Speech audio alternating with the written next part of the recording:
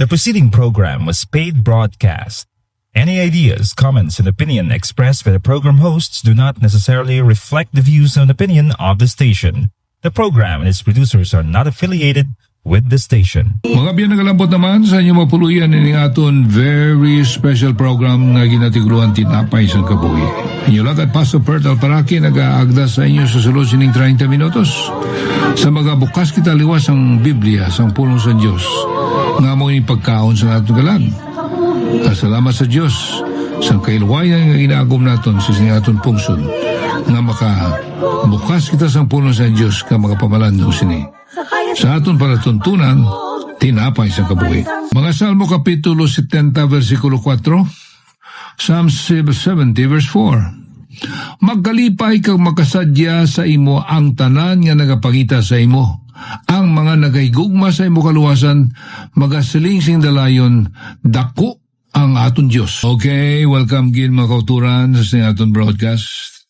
Kabay pa nga madayon ko mo mag-communicate sa aton, no? Iban sa inyo nga ipamakakuha sa amon na sa akong cellphone number. Iyata ko niliwat. May lapis ka mo dyan papel. 0917-564-5089. Okay? Sulitan ko 0917-564-5089. Kung nadumduman nyo sa naligad nga katiyon sa aton pagpamalandong diriya. Ang ginambala natin parte sa mga senior citizen. Kagway pa ni matapos. Ayaw ko matapos na ako ni si karong adlaw. Kaya mo ning grupo nga siya daw na neglect balasang society sa community. May ara na gani kalong ginatawag natin nga euthanasia, no? Kung magtibulang na ikaw, ginapos lang, ginapatay ka na nila. Deliberate killing. That's murder, no? Hindi na iyakabuton sa Diyos. Sa kisiling natin diri, siya tigulan na ikaw, probably 100 years old, kung buhay pa ikaw, ang Diyos may purpose pa sina. Nga ginapalawig pa niya mo kabuhi. So, we'll talk about senior citizens. Kaya abin nyo na, man sa mga blessing kung senior citizen na ikaw. Kagamoy ng pagambala natin sa diyon. Nga tani, nga ma-realize that aging is a reality of life. Tanong lang to. Nagalakat ang simpo, no? So, muna ito ng balan. Magpamati anay kita diri sa isa ka ambanon. Yung nga pagpanamyaw sa mga senior citizen sa sinigation. Kamusta ka mo? Well, hindi nato na yung manigar nga sa edad nato subong. Pagbangon na ko na agad, mabrubudlay na, no? It's a reality that we are aging. Kag kung sa kuna luya ko na aga maka-exercise kita ko anay pero na mo na sa aga nga hindi na ako na mahimo kaya daw natamara na ikaw na luya na imulawas. So that's a fact. Sa bagay diri gani sa Manugali kadto ka mo sa inyo Biblia, Manugali Kapitulo 12 ara ang description sang kaimtangan sa isa ka tawo nga tigulang na. Ara gidara kanami sa pag-describe dira. Ako tigulang na ikaw, amo na ning ginahimo nimo. Amo na ning butang nga hindi na nimo mahimo. Ecclesiastes chapter 12. A reminder ni. Tanaw to bala ni. Kay very interesting. Ako tigulang na ikaw, amo na ning kahimtangan nimo. Chapter 12 sang Manugwali. Ecclesiastes Manugwali ini sa Ilonggo. Dumdumama na imo manunuga sa mga adlaw sa imo pagkapamatanon sa wala pa magabot ang malaot nga adlaw kag magmalapit ang tuig nga magsiling ka. So sa mga pamatanon niya primero gid, no? Samtang pamatanon ka mo, himuslan niyo yung ginion ninyo, gamiton niyo yung kusog sa pag-alagad sa inyo creator sa manunugan ninyo. Una kita sa tanandi ginimay ning mga young people. Now they have all the strength, the possibilities nga makaalaga sa Diyos. Kag nagapaabot kitang Ginoo nga in your being young, in your youth, nga gamiton nimo ina. Pwede masubukon kaysa nga damo sa aton pamatanon, ginagamit nila ang ila pagkapamatanon, ang ila kusog sa mga bagay nga di mayo. And after that, ari na ginadescribe na diri ang mga tigulang, mga senior citizen. Versikulo 3, siling diri, sa adlaw nga mga manog bantay sang balay nagakurog. Naunay na nga description sa isa ka senior sa tigulang. The keeper of the house tremble. Ibraya ba ito din Kung tigulang na ikaw, nagakurog-kurog ng imo kamot. Gina-refer na si Mulawas na sa matigulan, nagakurog nila kamot. Magkaon sila. And that is the condition sang madamo ng matigulang. And then naman sunod nila, the same verse, versikulo 3, nagasiling man na dira, kag ang makusog ng mga tao, nagadungok sila. Sa tuwan ay tadlong kumaglakat. Karon niya, nagadungok na, nagatiko ng likod. Ha? That's another description of we see of an old man. Yara kami diri sa among church ng sa tuwan ay ba, kung gina siya. Straight gina maglakat. Di karon kay 80 taon na siya. Natiko ng likod. Nagadungok na sila diri. Stoop. Tungod kay maluyan na ang iya mga tuhod. And the same verse, siling padira. Nagadungok siya kag manugaling. Kag manuggaling. Ha? Magadulog bangod nga pinalamang sila kag mga nagagawa sa mga tambuanan pagadulman. Alright. Nano pagin makita natin dira? Isambit dira ang manuggaling. Manugaling, no? Nag-refer na ina sa ngipon kung tigulang na ikaw. Hindi na ikaw makagaling maayo, hindi ka na makausang sing maayo. May nga diwa, naging sing ipon, no? The grinder cease because there are few. Lutay na lang ipon mo. Hindi ka ka-form magbakal ka rin sa pustiso. Kaya madamo man di kasarang sila, kaya mahal man. Sunjuta na nilang ipon. Ang siling dito sa description, the grinders of the old men of the senior citizens cease to grind. Because they have few, they have more gums and less teeth, ha? Mga ngislo na natin, hindi mo na yung hindi mo na yung magamit magagat ka sa mga tulaan, matika nga bagay.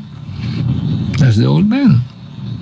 And the same version nila nga nagagwa sa mga talambuan nga pagadulman. They looked out through the window. Madulom na ang ilang panulok. So muni ako, nagakuha na. Nagadulom ng panulok na akong sa magbasa ko. Hindi na ako nabasahan siyang maayo mga litra. Manati ko lang, di ba? Dim eyes. And then verse 4, the same. Ecclesiastes 12:4. Dugang pagiging description sa mga tigulang, kang mga ganaan takpan sa dalan. The door shall be shut in the streets. Ang matigulang natin, bala sunod balay. Iba yung ginabutang na lang dito sa nursing home. Gina-isolate na lang sila kay why na sing ang ilang kabataan di naman makabantay sila kay may mga obraman. So ginbutang na lang sila dito. Isolated. Sa mga nursing home, dila sila ginapamutang. Makaluluoy ang ilang kaimtangan. Sino mga tigulang na ni. And then sa verse 4 pagid, ano pagid makita natin dara, kagang kagahod sang pagaling nagahinay. The sound of the grinding fades. Di ba? Tuod man ni. Di ba kita ni sa mga malam na? Di nakabati. Ha? Ginahawa mo lang, kasinggit na gani ikaw kung saka hindi na makabati. Bungol na.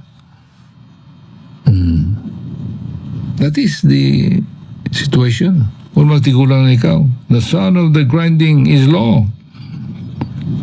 Madula lang imong kusog. And then verse 4 pagid, in the same verse dira, kang isa makatindog sa hunis ang pispis, jutay lang, nagmata ka na.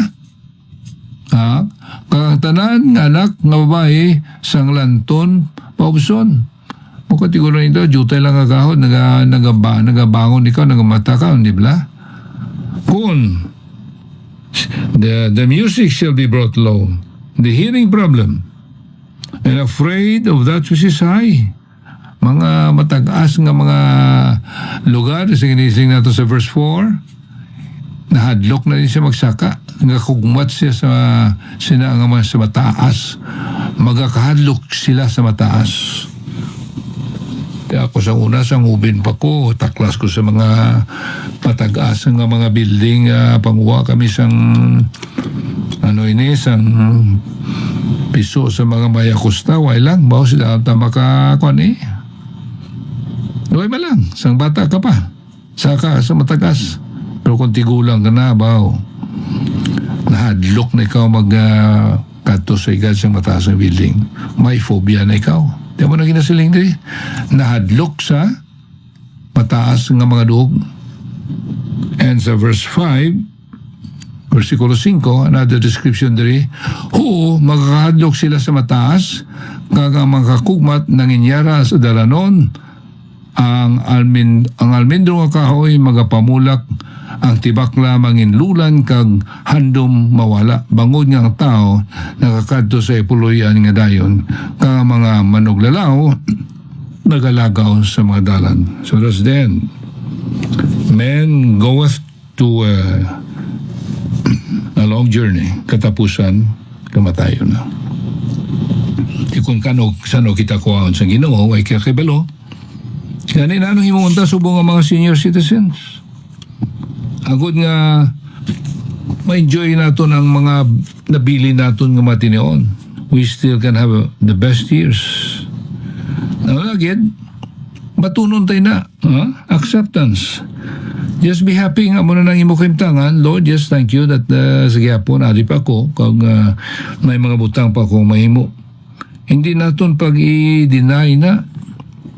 Unang problema, the danger of denial, the danger of living in a world of fantasy. Nga bisan na 80 ka na, 70 ka na, abi mo nga daw teenager pagyapon.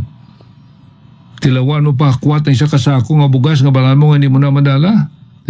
Nanoresulta sa kapitik likod mo, diretso ikaw sa ospital. So we have to accept it. And be glad about it. Nami man kung senior citizen ikaw kay may madamo lang mga bintahaman. Una sa tanan, you have more freedom kung senior citizen ikaw. Hindi ka na mag-report sa obra mo. Why na bandiklak ya? Why na? Kung retired na ikaw, kung senior citizen na ikaw. Muna iba na nag-look forward sila sa ilang retirement kay luyag man sila magpaway mo. Grabe ang mag-ubray. Nadumduman ko akong asawa nga nag-ubra sa nurse dito sa Amerika. Daw ako lang naluoy sa iya. Pauli akong gabi, mga alas 12 na sa gabi.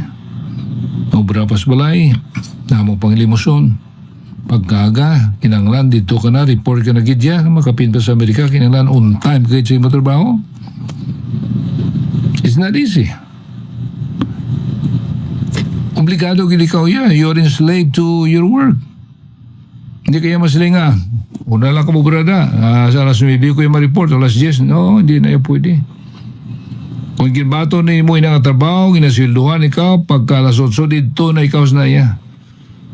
And then, untatan mo lang obrani mo either 12 o'clock or 11:30 in the morning. Pero kung senior citizen na ikaw, then you have that freedom. You can practically do anything you want. Hindi ba la? Hindi namin manimuon kung senior citizen ka na. You should keep yourself active. Amo na sila na akong kahapon, I think, kung senior citizen na ikaw, sa temptation man nga magtinamad ka mo. Posible na. May bisan may mahimo pa ikaw kung kaysa hindi mo na lang na pag-imuan kay imo baliban nga tiya. Tigulang na kuya. Pero gali may mahimo pa ikaw. May mga butang pa nga masarang ni mo buhaton. Meaning to say you have to keep yourself active. The more active the retirement, the happier the retired person. Di ba la? Feeling ka man ng fulfillment. Kung may butang ikaw nga may himos ng adlaw, bisan isa lang. Ako na mo ako ng espensya kung may maubra ko nga sa sinang adlaw. Bisan isa lang. Nami na pumadyak ko. Ay, salamat kay na anonis nung sa kadlaw. Ay, may tanom to nga gin kuha ko sa iya kay nagagutok na sila. Kagin partida ko ini, kagin butang ko sa isa ka bisitira sa piyak. Nami madyak mo. Bisan mo lang kanina. Kagmay nga mabutang. No, may feeling of fulfillment ikaw, the happier you are. Pero magpungkulay ka doon, bilong adlaw sa aking chair mo, talutang ka lang da, makuan man, di man maayong matsyag mo. Ay, natapos lang adlaw, daw ay gikusing ni mo, ano? Tani, may mahimo ba na po? Dahil ka makapulo pa ng ligbi ka, pamunya ka pa sa mga orchids kung may mga tanong ka dira. Dalalang mo baston. Kag mga bagay blang nga mahimo pa nimo. So keep yourself active, because the more active you are in your retirement years, the more happier you are, and you can make it the best years of your life. Namo sa mga senior citizen nga nag-volunteer sila obra. May kilala ako nga mag-asawa dito sa Estados Unidos, mga laon ni sila. Di kayo 80 taon na, 10 taon na, nag-volunteer sila sa hospital, sa Blodgett Hospital. Atipan sa mga pasyente, hatag bulong. O kung ano lang mahimo nila. Panidlo, gamay. Amo na lang masarangan nila mo. Di pauli sila with a sense of fulfillment that they have done something. They volunteered doing that. Eh, makaya pa Manila. Hindi pala. So you can make it the best use of your life by doing something like that. Activities for senior citizen, ano pang mahimo naton kung mga 70 na ikaw, mga 80 na ikaw. Kung may kwarta ka, makabiyahe ka, no? O ikaw cruise, halimbawa, sa Asia, kung ano dira. Ang makasarang lang yan, may mga tao man yung makasarang mag-himos na. You can have group travel. Dito sa Stasia, kay makasarang sila, may mga senior bus sila. As a group, may na-organize sila ilagulingon sa senior citizens. Malakat sila to sa kondida. Makabisita sa mga senior citizen man kaangay nila nga hindi naging niya makatiknol, hindi naging niya makalakat. So ginadoon nila dito sa Valladolid, may ginahimo nila mga senior citizen dito. Dahil kilahan nila ang basang munisipyo, lakat na sila. Kundi sila makadto, kundi na nga mga resort. And they have fun, sharing, laughing together, and having a time together. Or, kung mabulubaskog pa ikaw, makaimo ikaw sang part-time na trabaho. Makatudlo ikaw, limbawa. Ako tani, luyo ko pagingay mo rin na. Sa akong pag-analisa sa kulingon ko, hindi na ginakon masalangan, no? Part-time. Kaya man, kung tigulan ikaw, damo na ibaluan mo, kag ma-share ni mo ini sa mga lamaron, sa mga pamatanon. Or counseling. Laygay sa mga ubin. Mahimo tayo na. Di ba la? Nagpasalamat kita ng mga young, ng mga pamatanon, they realize that they need that. Manamo sa ila, nagkakato sa mga gulang-gulang na ka magpangayos ang laygay. Don't volunteer work. Sa library. Oray ko bra. Volunteer ka sa library ka mag-ubra. Mga community iba niya sa simbahan, gulang-gulang sila, hindi naman sila katudlo sa school. Naginahimo nila, makuha na lang ko, manamyaw na lang ko sa mga nagasululod sa simbahan, ginatawag na nga mga church greeters. Naka-enjoy sila. Mga nagasulod ng mga nasilimba, ginatamyaw nila, kag ginakabig nila inayang isa ka ministry. Or visitation ministry. Kaya na lang, nagapakadto ko din na dumduman ko isang kinalangin nga visitahan. May amigo ako nga gin-stroke. Mga 10 years na karon nga nagaigda lang ini siya. Ang ginatatap sa iyang asawa. Salamat nga sa nagligan semana, nakakadto kami dito, nagabisita. ginkantahan ko siya eh. Kaya di malikon kayo magkanta. Kaya siya man, maayo man, kaysa una nag-duet pa kami siya, maayo pa siya. Siya hindi na siya makahambal, pagkabati niya sang tingog, sang kanta, nagakuhan siya, dumanugid siya, nga response siya. Di isa man na ka-ministry nga mahimo natin, visitation ministry.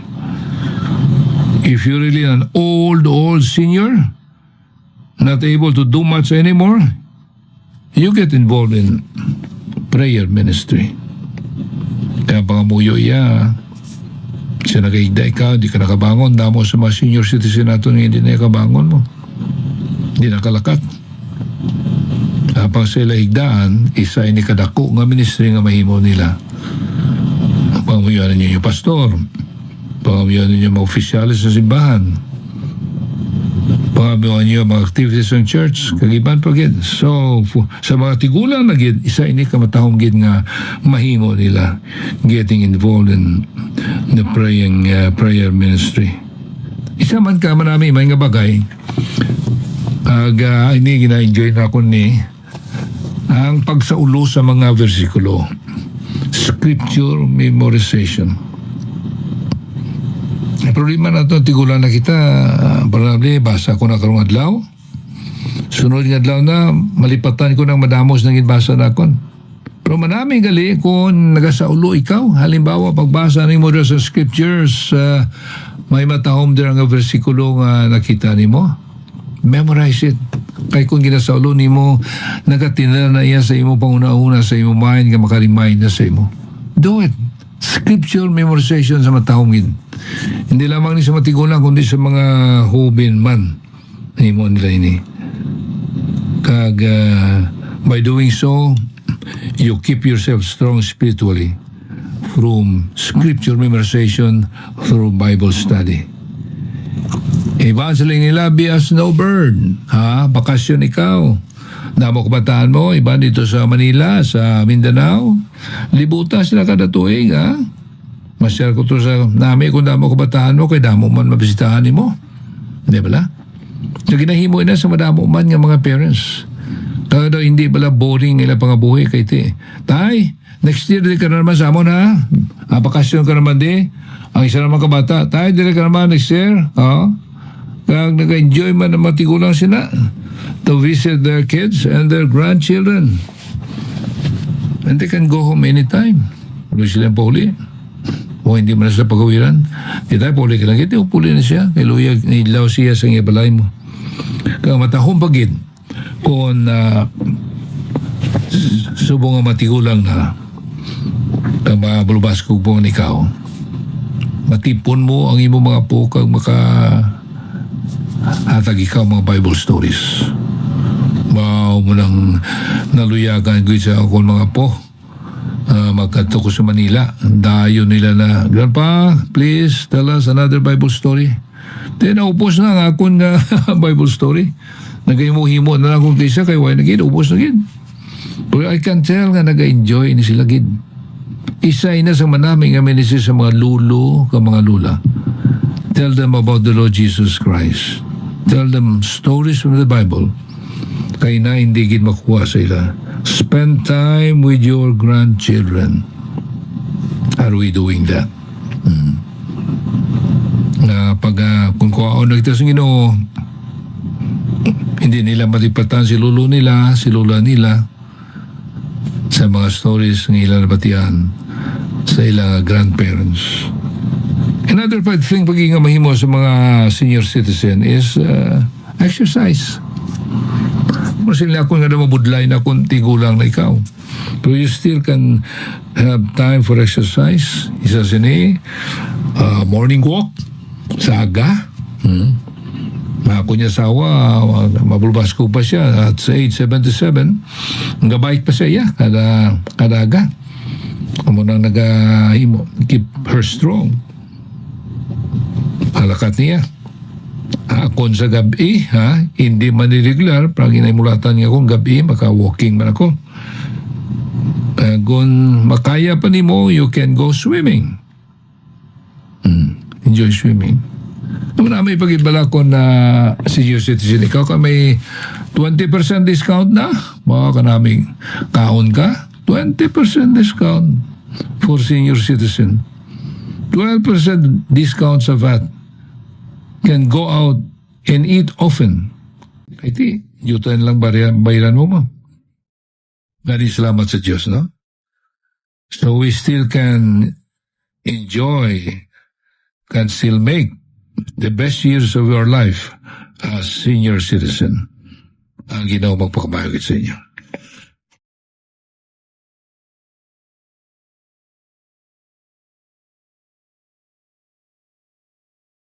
Mga biyana mo ni ato ginambalan diri, kay ti mag-abot kim adlaw, kamo nga binubin pa, mag-abot na nation nga magadangat kamos ng edad. Kagkapay pang sa gihapon maging blessing inyo kabuhi at your old age. Salamat gid sa inyo pagbulog sa akon, ang Ginoo magpakamayagid sa inyong tanan.